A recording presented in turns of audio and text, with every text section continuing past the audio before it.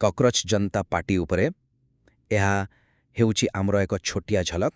ଦେଖନ୍ତୁ, ସୁପ୍ରିମକୋର୍ଟ ପ୍ରଧାନ ବିଚାରପତିଙ୍କର ଗୋଟିଏ ଖରାପ ମନ୍ତବ୍ୟରୁ ଜନ୍ମ ନେଇଥିବା ଏକ ଇଣ୍ଟରନେଟ୍ ବ୍ୟଙ୍ଗ କିପରି ସୋସିଆଲ ମିଡିଆରେ ବିଜେପିକୁ ପଛରେ ପକାଇ ବେକାରୀ ଯୁବକମାନଙ୍କର ସବୁଠୁ ବଡ଼ ସ୍ୱର ପାଲଟିଛି, ସେ ବିଷୟରେ ଆମେ ଆଜି ଜାଣିବା। ପ୍ରଥମରେ, ପ୍ରଧାନ ବିଚାରପତି ସୂର୍ଯ୍ୟକାନ୍ତ କିଛି ବେକାର ଯୁବକଙ୍କୁ ତାଚ୍ଛଲ୍ୟ କରି ଅସରପା ବା କକରୋଚ୍ ବୋଲି କହିଥିଲେ, ଆଉ ଏହାର ଜବାବରେ ଅଭିଜିତ ଦୀପକେ ନାମକ ଜଣେ ଯୁବକ କକରୋଚ୍ ଜନତା ପାର୍ଟି ବା ସିଜେପି ଆରମ୍ଭ କରିଦେଲେ।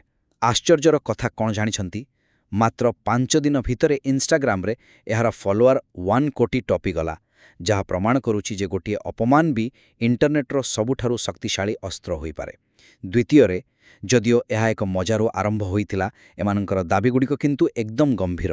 ସେମାନେ ଦାବି କରୁଛନ୍ତି ଯେ ଅବସରପ୍ରାପ୍ତ ବିଚାରପତିଙ୍କୁ ରାଜ୍ୟସଭା ସିଟ୍ ନ ମିଳୁ, କ୍ୟାବିନେଟ୍ରେ ମହିଳାଙ୍କ ପାଇଁ 50% ସଂରକ୍ଷଣ ରହୁ, ଏପରିକି ନିର୍ଦ୍ଦୋଷ ଭୋଟରଙ୍କ ନାମ କାଟିଲେ ନିର୍ବାଚନ କମିଶନରଙ୍କ ଉପରେ UAPA ଭଳି କଡ଼ା ଆଇନ ଲାଗୁ ହେଉ।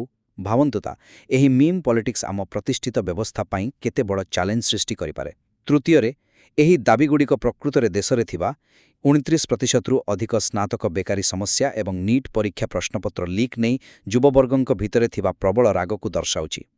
ଏହି ରାଗ ଏତେ ବ୍ୟାପକ ଯେ TMCର ମହୁଆ ମୈତ୍ରାଙ୍କ ଭଳି ବଡ଼ ବଡ଼ ନେତାମାନେ ମଧ୍ୟ ଅନଲାଇନ୍ରେ ଏହି ଆନ୍ଦୋଳନକୁ ନିଜର ସମର୍ଥନ ଦେଇସାରିଲେଣି।